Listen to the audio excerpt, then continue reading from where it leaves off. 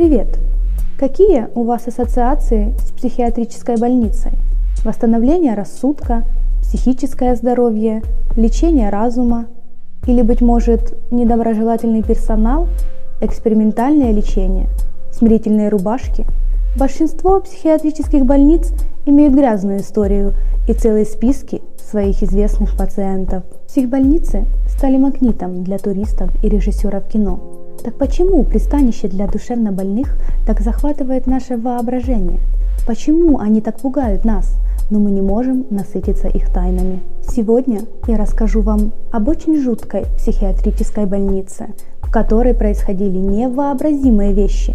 И, наверное, это одна из самых жутких психиатрических больниц в истории США.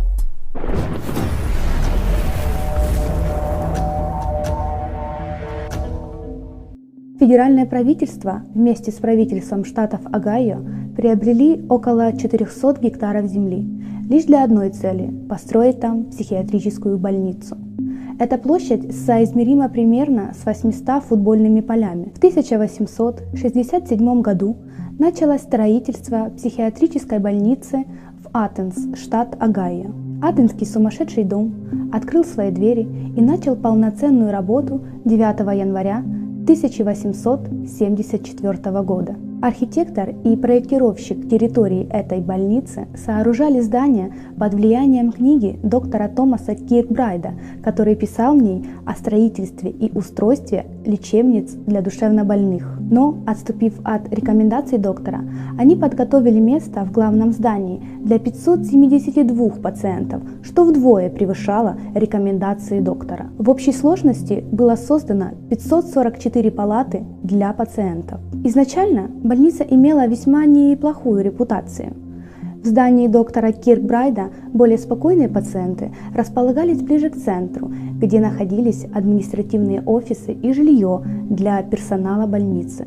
Это побуждало больных к общению, и они постепенно привыкали к человеческому контакту. Больные могли общаться, проводить личное время и гулять на свежем воздухе. На территории больницы были фермы, скот и теплицы. По плану доктора Киркбрайда труд был как одна из форм терапии. Со стороны казалось, что приют работает эффективно и правильно. С каждым годом в лечебницу поступало все больше людей, а к 1950 годам она вмещала в себя около 1800 пациентов, что вдвое превышало ее вместительность. А к 1900 годам количество больных выросло до 2000. Больница также обслуживала еще и 15 штатов, в том числе и штат Вашингтон. Конечно же, это приводило к переполненности больницы и конфликтам между больными. Но с другой стороны, это было выгодно приюту и штату в целом, поскольку больных заставляли работать на фермах и других производствах больницы, получая от этого огромную прибыль. Однако в 1950-х годах США и ряд других западных стран претерпевали огромные изменения в индустрии психологического здоровья. Началась деинституционализация, которая предлагала отход от традиционной модели здравоохранения. Хоть деинституционализация и проводилась, но в большинстве лечебниц преобладали плохие условия для больных. Пациенты были одиноки и замкнуты. Общественность все больше начала узнавать о сомнительных методах лечения, применении запрещенных препаратов, о процедурах лоботомии, электрошоковой терапии и издевательствах над пациентами. Их содержание было приближенное к тюремному. Более ужасающими были и причины для госпитализации. Это и эпилепсия, климакс, послеродовое состояние и бродяжничество.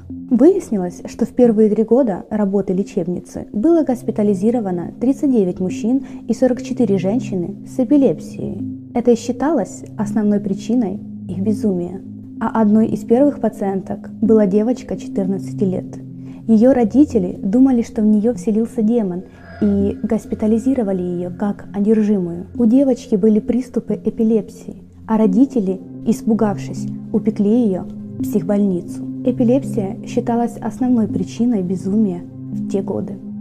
Еще 56 мужчин и 1 женщину записали в больных за несдержанность и расточительность. Сумасшедшими также считались женщины с нарушением менструального цикла и женщины в послеродовом состоянии.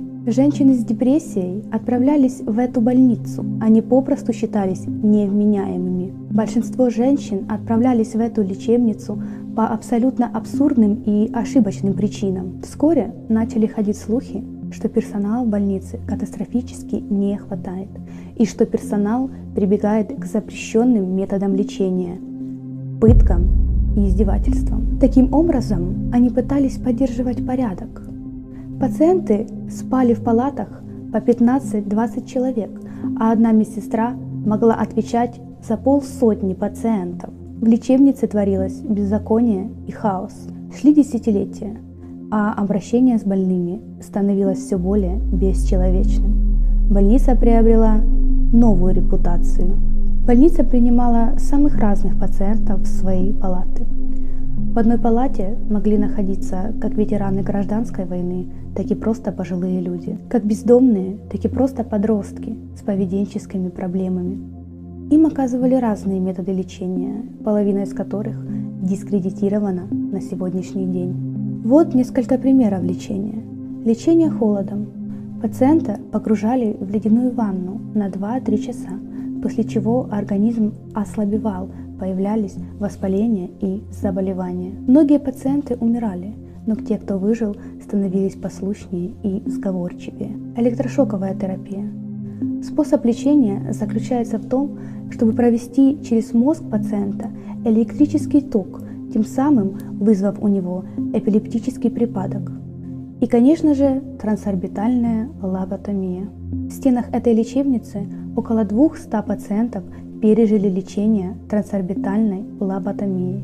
Проводил их Уолтер Джексон Фримен. Фримен был убежден, что таким образом он лечит людей и выводит их из состояния депрессии. Он был яростным фанатиком этой процедуры и провел около 2500 таких процедур в 23 штатах США, в том числе и 19 несовершеннолетним, а самому младшему пациенту было 4 года. Как проходила лоботомия?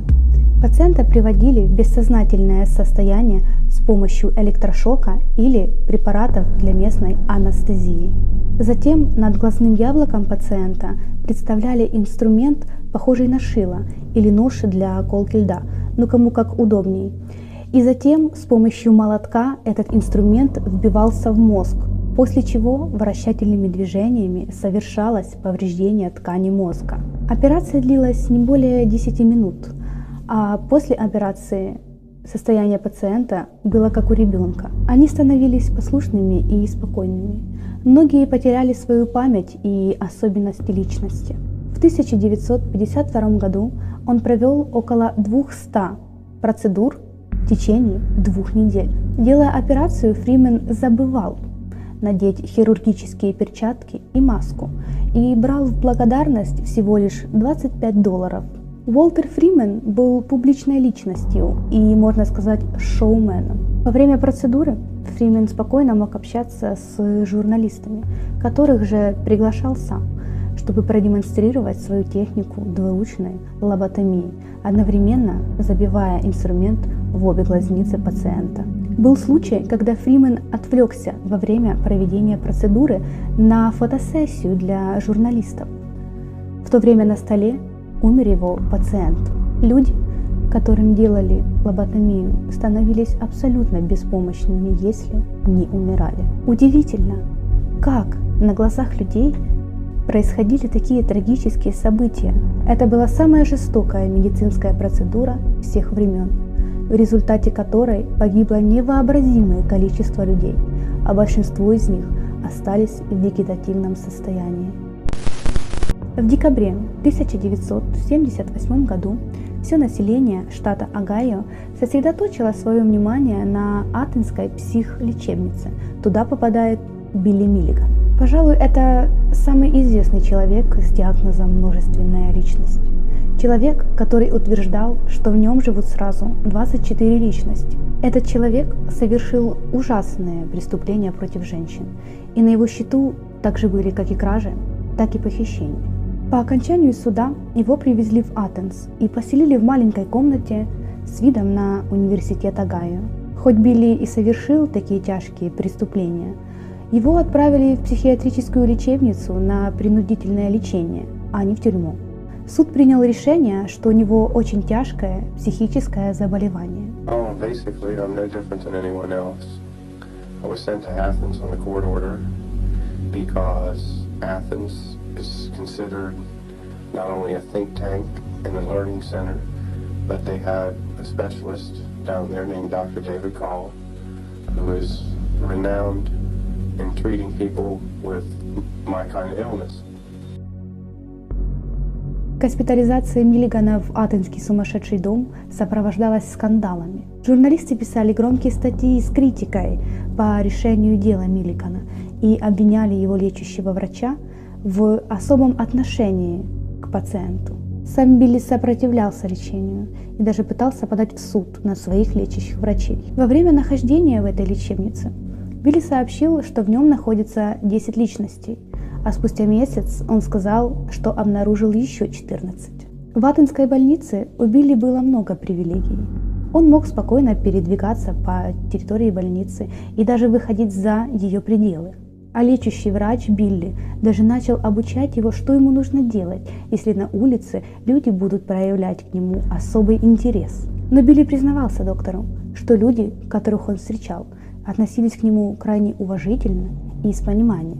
Общество взбунтовалось таким привилегиям Миллигана, особенно учитывая то, что больница находилась недалеко от Огайского университета. Многие усомнились в действиях лечащего врача Миллигана, когда тот, ко всему еще вышесказанному, разрешил Билли рисовать свои картины и продавать их за $1000. Билли хранил все свои деньги при себе, когда самые обычные пациенты могли иметь при себе всего лишь мизерную сумму денег. Цитата старшего психолога больницы. Ни одному из пациентов не разрешалось иметь при себе более $20. Все остальные деньги должны были находиться в нашем офисе. Билли же ходил с целыми пачками наличных. Такие действия лечащего врача Миллигана объяснить очень просто. Он хотел добиться полного доверия от своего звездного пациента. Хотел хорошо заработать и прославиться. Это была такая своего рода коммерческая сделка. Но в конце концов, внимание журналистов и СМИ заставило лечащего доктора Миллигана лишить его всех свобод. Депрессивная обстановка, болезненные процедуры, наказание – вот что получил Билли в стенах этой больницы. Позже суд признал, что Билли не получил достаточно помощи для выздоровления в этой больнице. Билли оказался в том месте, где ему совсем не хотели помочь, а лишь изучали его как подопытного и хотели заработать на нем денег. Миллиган умер от рака в доме престарелых в том же штате Огайо в 2014 году. Но на ключевой вопрос, связанный с Миллиганом, никто так и не ответил. Был ли он действительно тяжело больным, или же ловко обманул врачей и суд, чтобы избежать тюремного наказания. Следующий печально известный пациент этой больницы – Маргарет Шиллинг. Ее знали как не агрессивную, спокойную больную, поэтому у нее были кое-какие привилегии в этой больнице. Маргарет могла спокойно бродить по территории больницы, но не покидать ее пределов. Поэтому, когда Маргарет ненадолго пропадала из поля зрения врачей, то никто не обращал на это внимания. Но то, что случилось дальше с этим пациентом, вызывает у меня недоумение. Она пропала из клиники в том же 1978 году. Маргарет Шиллинг просто исчезла из своего отделения и не вернулась. История ее исчезновения попала в заголовки всех местных газет. Ее искали везде, а персонал больницы обращался к местным жителям с просьбой помочь найти ее. Полиция проводила поиски за пределами территории больницы, в то время как персонал обыскивал каждую комнату здания. Персонал уверял, что они заглянут в каждый уголок этой больницы. Маргарет была найдена спустя почти 2 месяца. 12 января 1979 года ее нашли без признаков жизни сотрудники персонала больницы. Она была найдена на полу со скрещенными на груди руками. Но на этом история Маргарет Шиллинг только начинается. Когда тело Маргарет переместили, то обнаружили, что в бетон въелся ее отчетливый контур. Персонал пытался удалить пятно разными видами чистящих средств, но пятно не выводилось. Микроскопический анализ, сделанный в 2008 году, показал, что тип чистящего средства, которым пытались удалить пятно, поспособствовал тому, что очертание навсегда въелось в бетон. Пятно от лежавшего на бетоне тела появилось по одной простой причине. В комнате были большие окна, и солнечный свет полностью покрывал тело. Тепло, которое усиливалось за счет огромных стекол, заставляло ее тело разлокаться на бетоне, оставляя идеальные очертания. До момента обнаружения Маргарет Шиллинг ее считали сбежавшим пациентом. Общество считает, что Маргарет была там с самого начала. Персонал попросту не заглянул в эту комнату, да и поиски в больнице могли попросту не проводиться. Это одно из главных свидетельств пренебрежительного отношения к своим пациентам. Если вы хотите более подробно узнать об исследовании этого пятна, переходите в описание, я там оставлю все ссылки. Приют «Наспех» построил на своей территории 3 кладбища для захоронения умерших пациентов. На кладбище Горных Хребтов, так их теперь называют, захоронено около 2000 человек, около 400 захоронено только под номерами. Существует много теорий, кто там захоронен и вследствие чего эти люди умерли. Одно я могу сказать точно. Эти люди умирали в одиночестве и недопонимании, а некоторые люди даже оставляли на стенах этой больницы подсказки: «Я никогда не был сумасшедшим». Приют проработал почти 120 лет, и теперь это многофункциональный комплекс под названием Риджес. На сегодняшний день хребты являются частью университета Огайо, со студентами которого в прошлом успел пообщаться Билли Миллиган на своих прогулках, и студенты которого по всему штату помогали искать пропавшую пациентку Маргарет Шиллинг. Сегодня здесь находится школа лидерства и музей Кеннеди, и многие здания используются под офисы. Эти истории также нашли свое отражение и в мире искусства. Ими вдохновлялись как режиссеры кино, так и писатели. Например, легендарный Дэниел Кис, американский филолог и писатель, написал документальный роман «Истории Билли Миллигана». Первая история называется «Множественные умы Билли Миллигана», а вторая «Войны Миллигана». Найт Шьямалан, вдохновившись книгами писателя, написал сценарий к фильму «Сплит», премьера которого состоялась в 2016 году. Научный журналист Джек Эль Хай написал тревожную и подробную историю о Уолтере Джексоне Фримене. Там описана трагическая попытка избавить мир от психических заболеваний.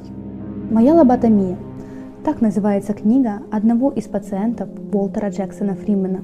Говард Далли был 12-летним мальчиком, когда перенес эту операцию. В своей книге он рассказал о позорной главе лечения психических заболеваний, и в том числе, как он восстанавливался и боролся с последствиями операции.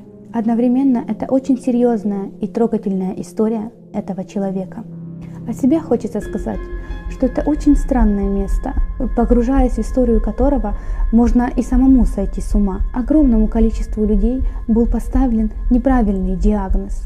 Я искренне сочувствую всем жертвам, которые перенесли такое ужасное лечение. Тысячи пациентов, тысячи судеб, тысячи людей объединило это место. Книги, заголовки газет, создание фильмов. Эта больница просто требовала к себе внимания. Сейчас можно купить билеты на экскурсию в Риджес, чтобы побродить по тем дорожкам и почувствовать энергетику тех стен. Это место спустя столько лет все так же собирает людей и требует к себе внимания.